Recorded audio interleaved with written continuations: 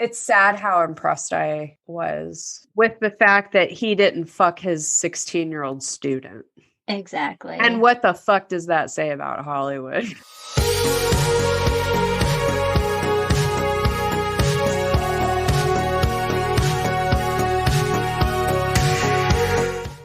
Hey, welcome to Cover His podcast. Today we're talking about Summer School from 1987. Hi, Sarah. Hey, Holly. I found this movie to be like really mellow and easy. Scientology classic, Kirstie Alley. Jesus. You know, she's at OT8 in Scientology. Is that the highest level? Yeah, it means that she's an enlightened being. Wow. And that she has all kinds of magical superpowers. Is that why she doesn't make movies anymore? I guess we're not enlightened to understand the ways of the OT8. Anyway. Summer School. 1987. I like that. I was realizing, this is one of the only, 80s teen movies that really doesn't have any notable songs in the soundtrack. Does it? I was thinking of that this morning. I'm like, I don't remember any good songs from that. It doesn't. It's okay. So I always thought this was a made-for-TV movie. It has that feeling, doesn't it? But Carl Reiner, he's the dad, right? Carl Reiner made it. He's the director. I know. He's in it. Yeah, and he's in it. I love his role too. Me too. One of my favorite quotes. So at the beginning of the movie, they're at school and it's the last day of school. And one of the teachers who's supposed to be teaching remedial English summer school class, who's played by the director, Carl Reiner, he says he wins the lottery. He wins $50,000. And he says to Gil, the principal, so he's like, Gil, I'm quitting. I just won $50,000. And Gil's like, but you gave me your word. You teach this remedial English course for summer school.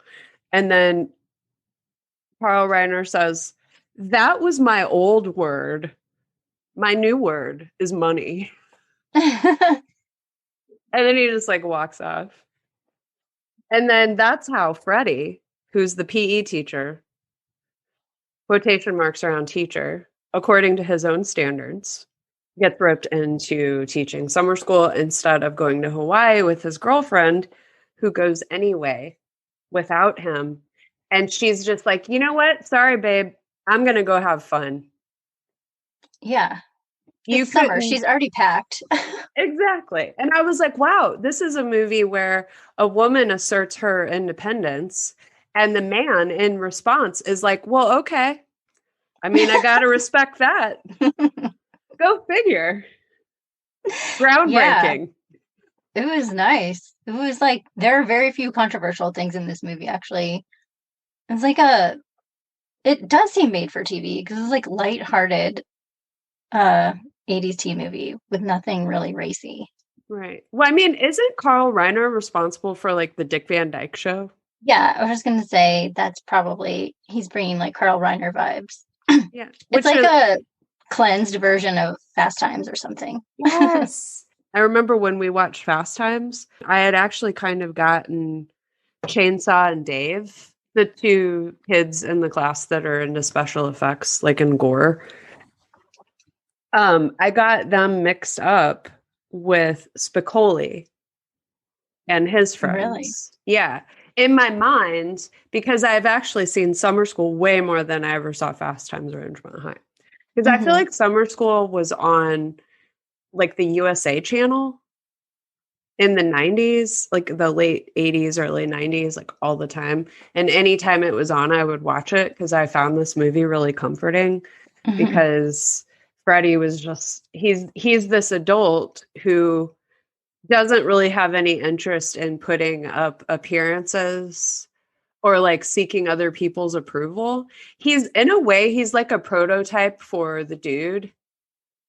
He's a more engaged with society, because he's just hey, whatever goes, you're a person, you've got your own stuff. I'm not going to judge that. Like he's bringing non-judgment and unconditional acceptance into an environment where that's like basically unheard of, which is in the classroom. That's really appealing. I feel like he's the enlightened one. Yeah, Mr. Shoop, Freddie. I feel like this whole movie is just a vehicle to show how adorable Mark Harmon is. I know. We have He's just so adorable. Did you see him play Ted Bundy when you were a kid? I remember that it happened, but I actually don't remember if I saw that movie. And so after this is over, I looked it up. I'm like, was this before or after he played Ted Bundy? And this was the year after he played Ted Bundy. The Deliberate Stranger. I saw The Deliberate Stranger with Nana when I was little. I'm sure I saw it too, actually. And then I saw it some other times too. I feel like I even rented it or something. So I feel like the actual reason that people remember Ted Bundy as being handsome is because they actually remember Mark Harmon playing Ted Bundy in The Deliberate Stranger. Because when you look at Ted Bundy, he's really not attractive. Like at most, he's average. And if you factor in the vibes he was probably giving off generally, he's probably for most women, he was probably the creepy guy sitting at the end of the bar, quite frankly. I mean, but anyway. I mean, he's attractive for a serial killer. Sure. That's like the standard that you're going by. So like relatively, I would say compared to other ones, that's why people would call him attractive. But yeah, in general, he's not. You wouldn't notice him. Right. But you would notice Mark Harmon. And I would help Mark Harmon find his dog and help him load something into his car. I mean, why not? Yeah. What do you have to lose? I would just get lost in his eyes. So, yeah, this movie, it was really like there's nothing controversial or offensive, or I really didn't find anything that I was like, oh, wow, I can't believe I saw this when I was a kid. Like some of the scary scenes when they do their special effects were kind of scary, but I mean, we were like 9 when we watched this, so we probably weren't that scared of it. We'd seen way worse. Yeah. By the age of 9. We were seasoned by that age. Yeah. Actually, in some ways, I found Freddie sharing peanut butter and jelly from the jar onto his finger, into his mouth, into the jars, into his dog's mouth, his finger, and then back again. They were sharing the peanut butter and jelly. Not only the next time you look into the jar of peanut butter or jelly, you're going to find jelly in the peanut butter jar, and you're going to find peanut butter in the jelly jar, and that like makes me cringe in and of itself. Then the knowledge that the dog saliva has been on the finger that not only went into your mouth, but went into the dog's mouth also. I found that. I actually covered my eyes. Like, no. When he was sharing with his dog. Yeah. Honestly, I think that's one of the most memorable scenes in cinematic history. I remember that so much. I remember my mom like gagging, like, oh God, because she can't stand being like even licked by a dog or anything like that. So she was like about to throw up during that scene. Me too. But I mean, some people just really love their dogs. Oh, I get it. I'm sure people would be grossed out because I rub noses with Petra, my cat. Ew. And I also like she like clean me sometimes, just that's very so briefly. Yeah. And it does make me kind of go a little bit, like, because sometimes she'll like lick my cheek, and it's so sweet, and she's just being like, I'm your mama, you know. Yeah. And but also it's like kind of, for me, Yeah. I just play it off like I'm like cool, but she doesn't do it very often. It's not like a big slobbery. Yeah. Cat kisses aren't slobbery. It's like she's making herself vulnerable and open to you, and you cannot reject her in that moment. Exactly. You just have to go with it. And cats are like that because they're not often like if a cat's vulnerable to you, that's like they really think you're special. It's true. It means more. If a dog's vulnerable, it means they're a dog. You really got to earn it from a cat. Mm-hmm. Yeah. And so another dog scene while we're talking about it. I'm just going to jump to the end, if that's okay. And yeah, totally. They're having a makeout scene on the beach, and then the dog comes up and starts kissing their faces while they're kissing. And then Mark Harmon just grabs his dog and starts like Frenching the dog, basically. That was the very last scene, and I was just laughing, and I was like, okay, that ended on, I feel grossed out, but also it was just hilarious. So it made me happy at the end.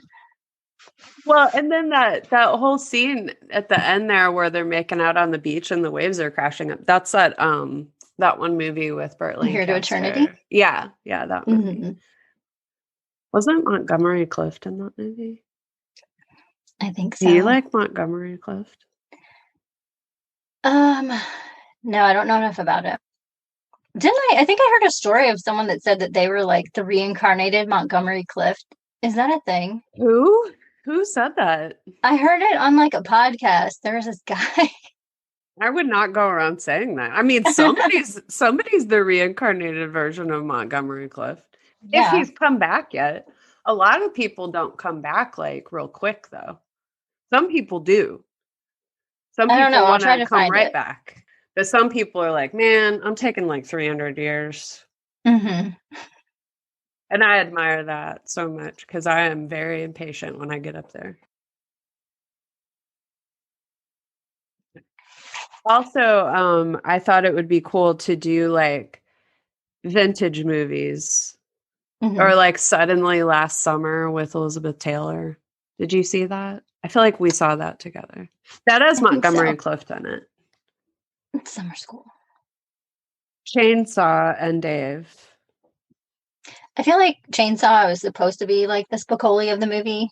Don't you think? Mm-hmm. They everybody wanted a Spicoli character from then on, so he was like the stand-in. Yes. Yeah. Definitely.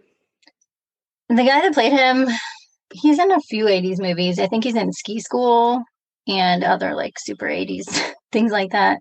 I don't think I saw Ski School. I think I only saw parts of it, and then I saw the remake of it that they did on It's Always Sunny in Philadelphia. And then it made me want to see Ski School. Oh, do you watch that show?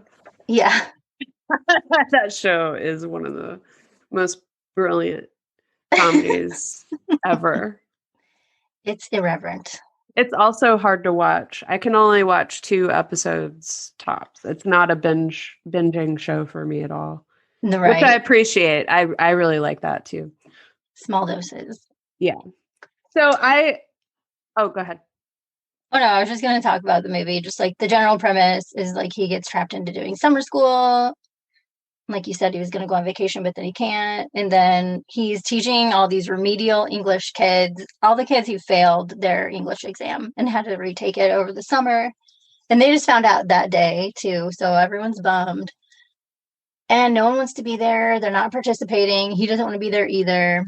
And then finally, they come up with a plan that like they will do what he asked them to do. Because if they don't pass their test, he's going to lose his job. So he's like, I need you guys to actually care about this. And so he has to basically bribe them into caring and trying to pass the test. So he has to grant them each one wish. And it's something that they each need for the summer. And then that kind of, it builds from there. Sarah, did you have a favorite wish from any of the students? 2 favorites. So my favorite was the girl who wanted him to be her Lamaze coach, the pregnant teen. And then the other one was the girl who just wanted to live with him for a while. Oh, really? Yeah, because that's just so messed up.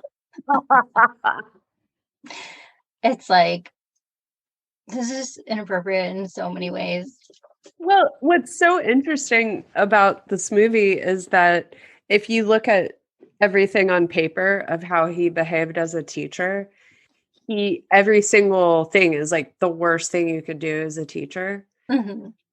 But the point isn't following rules. The point is that Freddie's giving these kids his attention, and he's letting them know that he supports them. And that's the thing that they have collectively, like, they've been lacking that in some way, Mm-hmm. and that's what we like. The message of that is that that's what the adults are not providing for their children.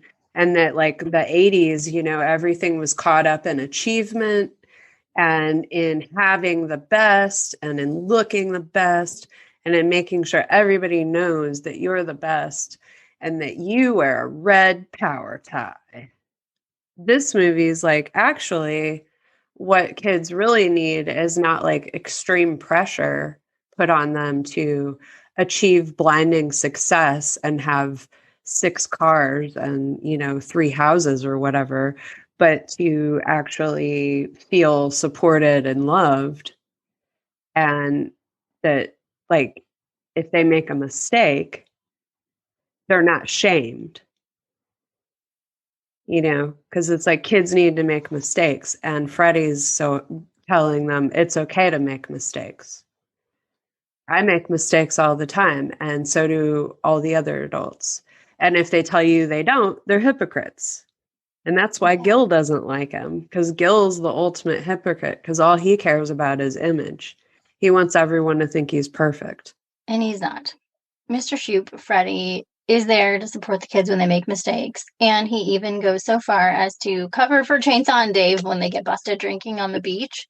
He just happens to be roller skating by when the cops come up because they're drinking vodka and orange juice. And they're like, officers, it's not ours. It's there's our English teacher. You can talk to him. And so he's roller skating by and he stops and then he says like, oh, I live in that house right there. That's my vodka.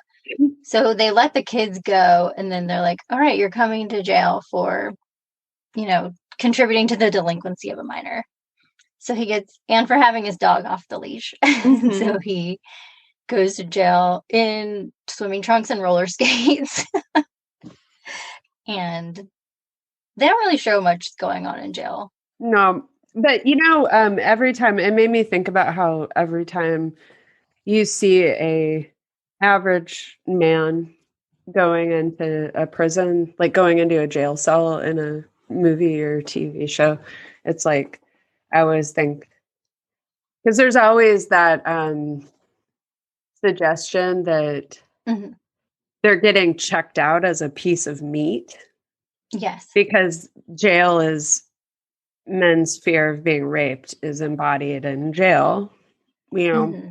But whenever those scenes come up in a show, I always think, boy, this is just a little, for like male viewers, I'm like, this is just a little taste of what it's like to be a woman anytime you leave your house. Potentially. Mm-hmm. And I don't think that anyone should feel that way. But at the same time, I do get like this teeny little pleasure of like, you all need to know how fucking awful this feels. Yeah, certainly women feel that way on the outside. They don't have to be in prison to feel the threat of being raped. But yeah, that's what they always make that implication when a man goes to jail. And I feel like it's in so many movies and they make like jokes about it. And I really don't mm-hmm. feel like they should make jokes about that either. No. I think that's getting better too, because mm-hmm. it's not funny. And in this movie, they didn't really go there. They didn't use that as like a comic thing of like, oh, he's super attractive. He's going to become someone's girlfriend, quote unquote. Mm-hmm. They didn't get into that. But yeah. He did come out with an earring, like a safety pin earring. And they're like, where'd you get that? And he's just like, I made a friend while I was in there. That's about it. So he really goes above and beyond for his students and doesn't make a big deal about it. He doesn't make them feel guilty for it. He's just like, Yeah. He's probably like, hey, I drank, people drink, Gil probably drank. Mm-hmm. He probably snuck his dad's wine cellar or something. He probably snuck wine in high school. Old Gil. Another thing though, like when Freddie got arrested, so the cops that arrested him, they're beach cops from the 80s, and they have on that like really stiff Coach shorts polyester that's like triple knit polyester, which like I think it probably stands up by itself, that polyester. And they're that material, and then they're really short and really tight. And then they have okay, when you see these two guys walking down the street, I feel like I could ask this guy if he would help me find my dog. But if I saw like how cops are dressed now, if I saw that guy walking down the street, I'm like, I'm going to get the fuck away from that guy, because he has like every single weapon around his waist, and like, no, thank you. I'm going to go look for my dog on my own. With Ted Bundy. With Ted Bundy. Courtney Thorne Smith. And she's like the surfer girl who has a crush on him. And it's like she's trying to hide it at first. But then when they have that party, he has a party at his house, which is one of the stipulations he agrees to in order for them to pass the test. Chainsaw and Dave are like, we want a 4th of July party at your house. In honor of Anna Maria, the Italian exchange student that they're both trying to get with. But yeah, so at this party, Pam comes. He's the teacher, Mr. Freddie. He's hanging out in his room alone, like while the kids are out there partying. And then she comes in and is like, "Oh, I like your room." And is hanging out in his bedroom. She's 16, and then she gets on the bed with him, and she looks at his girlfriend's picture, and she's like, "Oh, who's this?" And he says, "It's my girlfriend," and she's 21. And then the girl Pam is like, well, I'm 16, and there's basically no difference between a 16-year-old and a 21-year-old. So what's your problem? Like, why won't you get with me? She was like really pissed off about it. And she was. I liked that Freddie's response was just like, he didn't say anything at all about how she was acting, but he didn't respond to her in any way. He let her like do what she was doing. And then he made it very clear that he wasn't interested in her romantically, but it was very like gentle, and he didn't judge her. Yeah. He was just like, okay, Pam, let's get back to the party. Like, we need to get out of this bedroom immediately. Yeah. And the other thing that I appreciated was that he wasn't tempted by her. No. At all. And he kept like, sure, on paper it looks like this guy has no boundaries with his students, but he does have boundaries with the women or with the girls in his class. And there's never any sort of like sexual innuendo there whatsoever between him or any of the girls that were playing the students. And yes, that was nice. It's refreshing. It is. It's like, oh, male acting appropriate towards young girls in an 80s movie? What is happening? Yeah, because when those subtle flirtations and innuendos between like an adult male and a teenage girl happen in a movie or on a show, it always made me as a girl feel very unsafe. And also having that attention from really gross, inappropriate adult men. When I see it, it's like, ugh. You get that kind of gross feeling. I mean, that's subsided now, but when I was like 20 or whatever, it's just still like, oh God, like having flashbacks of when I was 13 or whatever, and having some creepy guy just like staring at my boobs and being like, you're filling out, or whatever kind of like gross crap. I mean, I don't think anybody's ever actually said that to me, but you know what I'm saying. Just really fucking gross. Their face was definitely saying that. Yeah. So you sure grown up. It's so fucking gross. Ugh. It's like, yeah, I think we've all heard that at some point, and you know it's like in a creepy way. Come a little bit closer so I can knee you in the groin. Ugh. Yeah. Yeah. So Freddie, Mr. Shoop, is just like a real stand-up guy.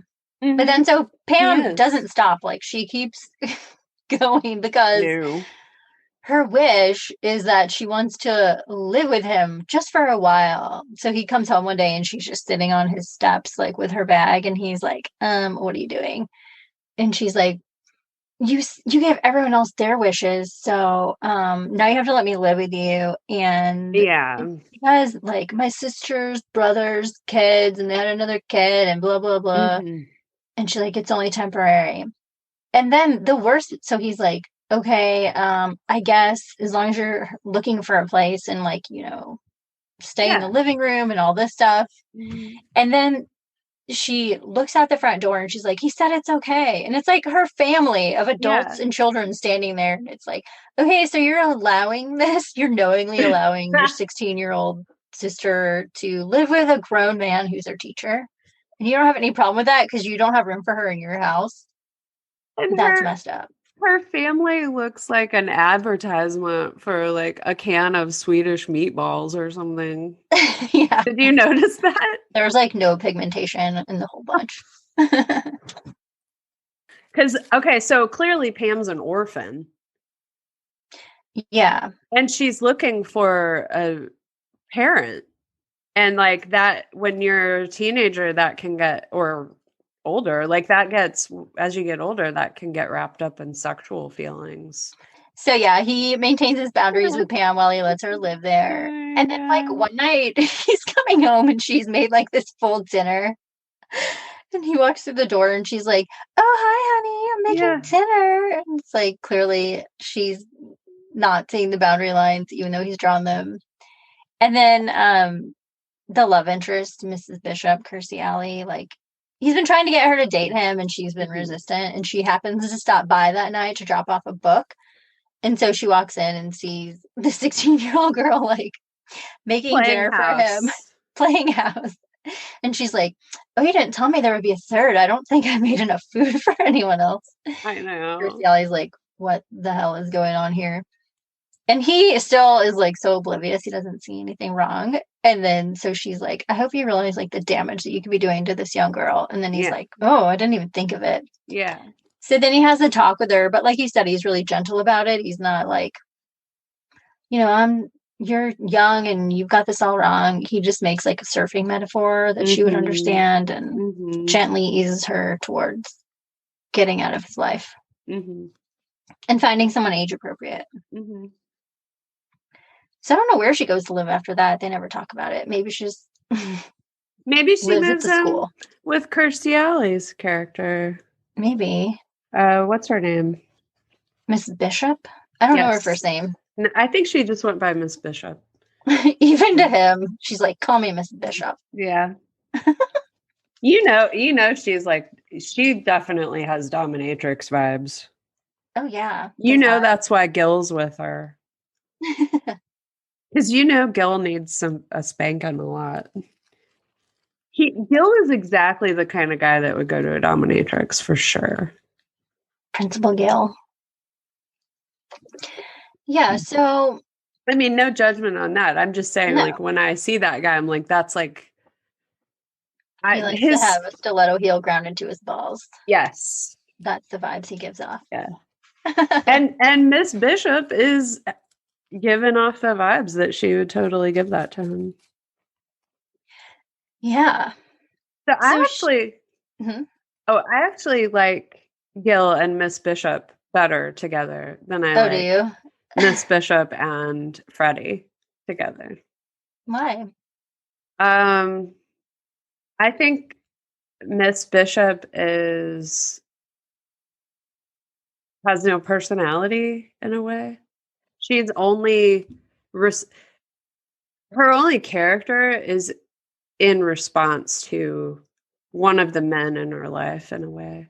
And like, sure, she's like, oh, give him a break or whatever to Gil whenever, about Freddie. But I actually just think it's Kirstie Alley. I don't think it's like the character, because if you look at what Miss Bishop actually does in the movie, she's like an active character in the movie. But I just feel like I wanted a different actor to play that, because I felt basically nothing from Kirstie Alley. Are you a Rebecca or a Diane? Diane, obviously. Just checking. Was it even worth watching after Diane? Was Cheers even worth watching after Diane left? Probably not. It feels like a TV movie to me. Mm-hmm. The pacing of it and like how laid back the direction is. It would have been more interesting to me if he didn't even have a love interest. If he just waited for his girlfriend to get back. Yeah. And was like, him and Miss Bishop were just like pals. But I mean, that would have never happened back then, because there always has to be a love interest in the movie. Yeah. But I feel like it would have worked better with Kirstie Alley playing Miss Bishop if they just played it like there wasn't any romantic thing and he was just like waiting for his girlfriend to get back. Yeah. That's how I would do it. They did like a good job of not making him like creepy, overly persistent. No, not at all. As well. He was just like, hey, I like you want to go to dinner? And he would just ask her, do you want to go to dinner? Like many times, but not in like a creepy, threatening way. No. Almost like jokey, like. And also, he's the kind of guy that, like, if you say, hey, I'm not interested that way, they're like, oh, that's cool. We can be friends. Yeah. They're not. And I feel like he's that way. I think so too. Which is nice, because you almost never see that character. I feel like Freddie's a character that you almost never see with a man in an 80s movie. No. And this is actually my favorite Teacher Saves All the Students movie ever. Yeah, wow. Like I always find those movies to be incredibly patronizing and just like, okay, PSA announcement, after school special. Mm-hmm. Yeah, so there's Dangerous Minds. Is that the one with Michelle Pfeiffer? Uh-huh. That may be like Does she rap in that movie? No. Does she? Please tell me now. Okay, so I think I might have used to been on a timeline where she raps in that movie. I mean, there is a rap song associated with that movie, so maybe you're just getting that blurred together. I think that's definitely like jumping the shark if she raps. I don't really want to watch it to find out, though. Then there's like Stand and Deliver, and then there's the other one with like Edward James Olmos. Mm-hmm. I think the Stand and Deliver is Morgan Freeman, and then the Edward James Olmos one I can't remember. But those are like the main, like, I'm coming to save you, I'm an amazing teacher one, which is great. Like, yes, there are amazing teachers that do that. Yeah. But this one does it in like a more just relatable way, a less dramatic way. It does it because like I feel like a lot of these movies, it's like, I'm the teacher and I'm going to show you the passion of working hard. And this is the American dream. And there's that vibe to the whole trope. Mm-hmm. This movie, though, is like kids need to feel accepted. And they need to have a space to know that what they need to express is going to be heard. And that the adult who's hearing it isn't going to try to fix or change it. That a kid needs an adult figure who can just be there to like unconditionally say, it's okay. This is just how stuff is. And it's weird, and it's going to get weirder. The older you get, the weirder it gets, kid. So, mm-hmm. And I think that that's a great message. And I think that seems like it's a more important message that was like never heard in Hollywood in these movies. Because the other movies are like really fiery, and there's almost like this like guru element to the teacher of like, these kids are gonna rally because this teacher's got so much passion, and like these kids are just gonna like ride on the steam of the teacher's passion, you know. And it's like, yeah, I mean, that's like exciting, you know, and I can see how people get like watch that and they like get swept up in it and stuff, and, you know, get jazzed about things, and that's cool.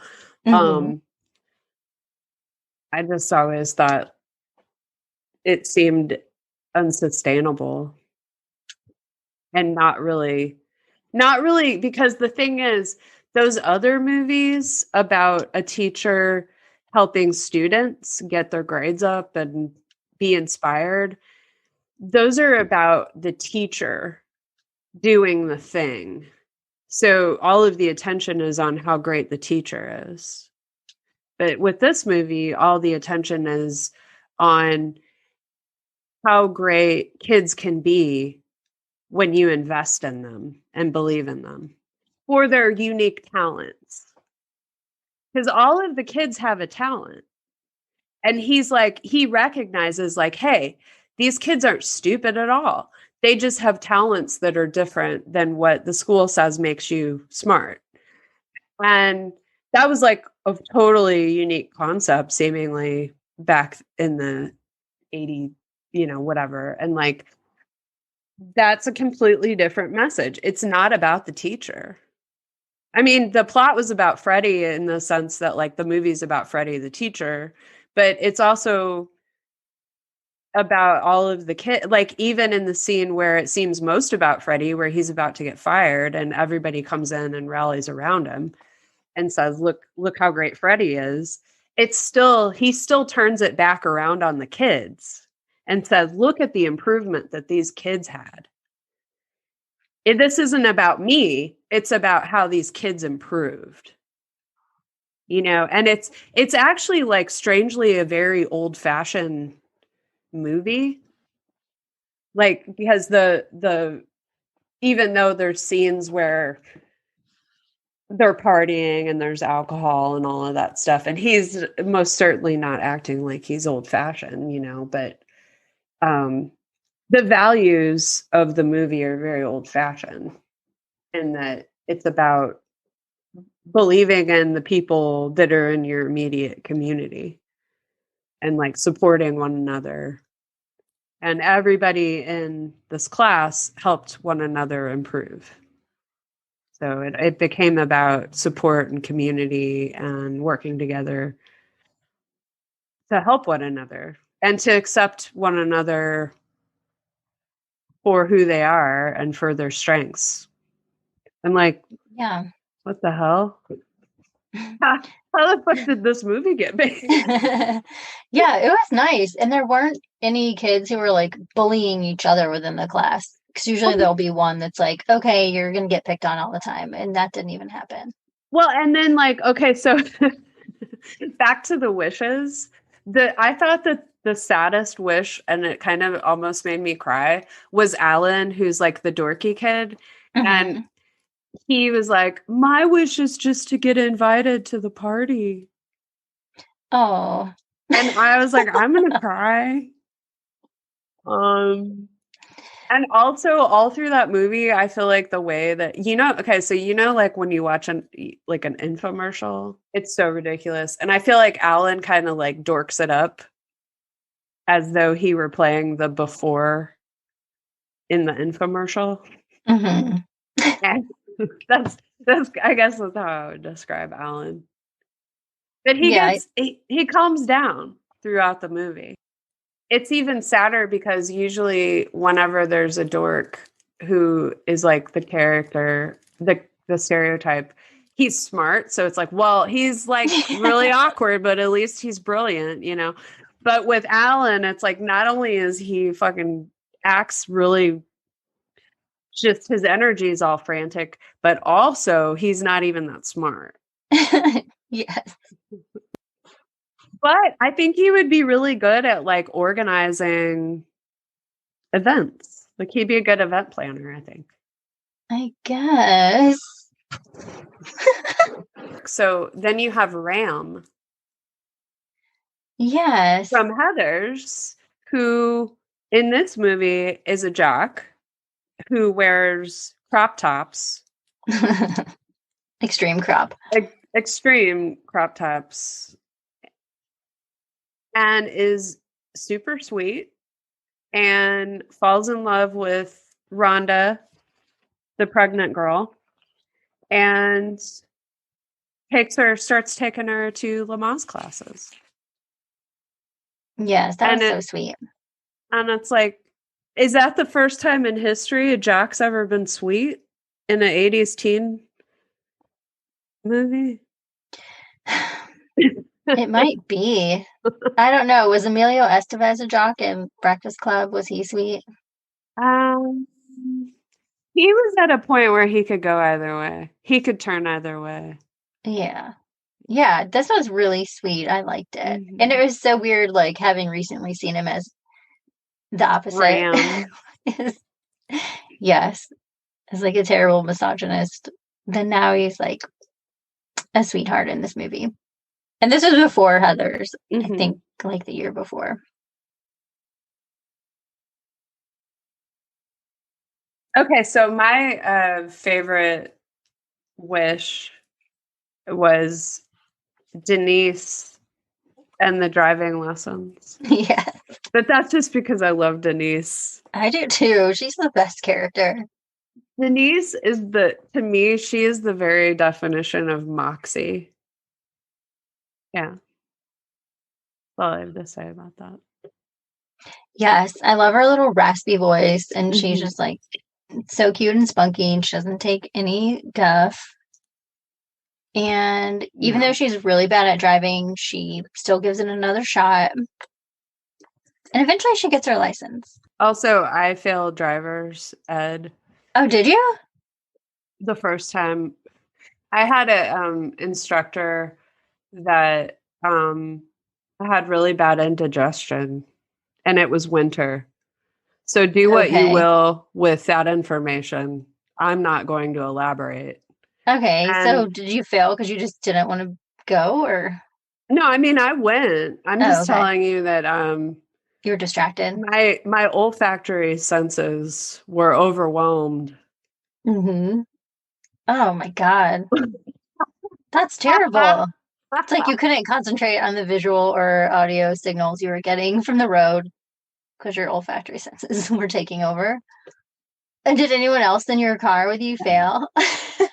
I was also an atrocious driver. And so bad that like, because whenever I would drive, I just kept thinking, I could kill somebody in this thing. So for like the first year, I was very freaked out all the time. Yeah, I would not go on the highway. Like when I first had my license, I would just learn the back ways to the mall and all of that. I was like, nope, I'm not ready for that yet. Yeah. But I still like to avoid the highway when I can. Yeah, I do too. But the first teacher with indigestion, he was very like, you need to be able to do this by next week. And if you can't, then that's your minus for the week. So he had this like whole system, this like regiment system. And I was thinking about that in the context of like my driving ed experiences in the context of this movie, because Gil is like this stickler for the rules. He doesn't question anything. He's like, you're wrong if it's not the rule. And there's no exceptions. And I was like, well, that's how my first driver's ed teacher was. And he made me really nervous because he was like that. And then my other driver teacher, where I passed and actually got good at driving, and he even taught me how to really actually parallel park instead of just getting mad because I didn't already know how to do it. Like, he's like Freddie. in this movie. And it's like, and I succeeded because I had somebody patiently saying to me, it's okay. Like, we'll get to it later. It's not a big deal. I wonder if I had the same instructor for the first time, because I had a guy who was mean. What? I said because he smelled bad. I don't remember that, but I think that I had it like in the spring, so we could have the windows down. Maybe he had indigestion because your driving was so bad. You gave him a nervous stomach. I hope so. No, I'm just kidding. I don't hope so. I don't think that was it. This guy, he made me so nervous. He had like total negative energy. You know, he was just like gripping his clipboard the whole time. And I was just like you. I was very cautious and like, to get hurt. And so I remember there was a time when I was supposed to make a left onto Madison Avenue, which is like a busy 4-lane road in our town. It's one of the busier roads. And I'm like still nervous about making a left onto a 4-way road. And I pulled out like so that I could get a good look both ways. But apparently I pulled out like too far, and he was like, "Stop!" And then he just shook his head and he was like, "Stupid." And he called me stupid. I was like, thanks. I felt like he was one of those real grizzly guys that was just like, students are stupid. I've been here for 20 years. Yeah, it sounds like maybe we did have the same guy. He's like, you're all idiots. I couldn't stand him. He was probably one of my least favorite teachers. But that other guy, I'm trying to think of his name. Was his last name? That sounds familiar. He was the guy that my friend tried to make the moves on. Speaking of Pam, so I had a friend in high school that was dating a 21-year-old. And I was like, please do not date a 21-year-old. After school, she walked up to him in class and was like, you know, do you want to get a thing going? Like, I won't tell. God. Like, we can just do it, like, kind of a thing. Wow. And he was like, absolutely not. Please do not approach me again. This is not anything I'm available for. Yeah, if you get a teacher that's like below 65, all the girls would be like, "Oh, who's this?" I know. That's what's funny about it. The goodwill effect. Totally. In action. Yeah, I'm gonna look that guy up. And so Anna Marie comes to class, and she's from Italy. And she's wearing a fabulous dress, by the way. I really want that dress. So she's from Italy, and she is the fantasy of the woman who is completely innocently sexual. People generally could be uninhibitedly sexual and like in a way that's innocent. And I guess by innocent, I mean unaware that there's anything that's supposed to be bad about sex. Because whenever people are sexy, in the scene where they're at a beach, they're all at the beach, and Anna Maria takes off her outfit and she's wearing her bikini. And she starts to take her top off. And she's like, everybody's like, whoa, whoa, whoa, what are you doing? And she's very innocently like, what? I'm just taking my top off. I can't imagine why anybody would think this is weird. This very like unaware of that I'm causing a stir. Anna Marie has an innocence of her own sexual powers that is appealing, because it implies that she doesn't think that sex is bad and therefore would be really wild in bed because there's no inhibitions around it. Yeah, she's got just more like the European mentality. They don't have so much stigma or sensationalism surrounding nudity. I mean, people in like orange juice commercials are topless. It's not a big deal there. So it's We just assign more like sinfulness to it than they do. Which, like, I remember this person I met from France, and she was like, she told me that when they go to the doctor, they just disrobe like completely, yeah. even just for like a regular family doctor appointment. And I'm like, do you put like a robe on or anything? She's like, no, I just wait on the table like completely nude until the doctor comes in. I was like, wow. Bikinis.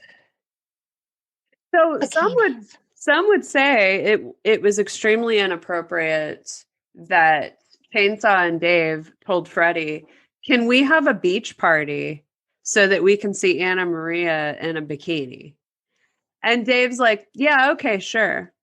I mean, not Dave, sorry. Freddie's like, "Yeah, okay, that makes sense. I was a teenage boy." Yeah. What do You you could think say it about? was inappropriate, Yeah, but what do you think it's about true. that? I mean, they're teenagers. They want a beach party anyway. And he wasn't doing it. He wasn't like, yeah, man, I want to see that too. Let's do it. He was doing it Exactly. for them, and he Yeah. wasn't ogling her And as far as we saw. he wasn't paying attention to Anna Maria as a sexual being at all. He was like, Anna Maria is my student. And I Yeah, never even got a vibe from him about that. right. Yeah, when she Um, first came into the classroom, I was like, okay, here we go. mhm, Everybody's going to be falling all over her. And mhm, which, of course, she's gorgeous. mhm. But yeah, and I thought that's when like he was gonna get in on it too, like the teacher would. Yeah. But he didn't. No. It's like everything was within boundaries. Even though on Nice. paper it looks like this guy's a disaster. Hmm. Yeah, so I think it sets a good example because when you And see those behaviors on movies, like you said, it just mhm, kind of like normalizes them. And for kids watching it, you're just like, oh, okay, well, that's what happens. If you're hot, your teacher's gonna ogle you yeah, too. yeah. It's like, that's not okay. And like I was also nervous because of Pam at first. When I realized Hmm. like, oh, she's interested in him, I was like, because I couldn't quite remember. Because I like this movie so much. I was like, well, I don't think he did anything because I feel like I would really not like this movie if he did. Yeah. But I still was like kind of nervous about it. Being with teachers and feeling like I need the teacher to provide a safe space.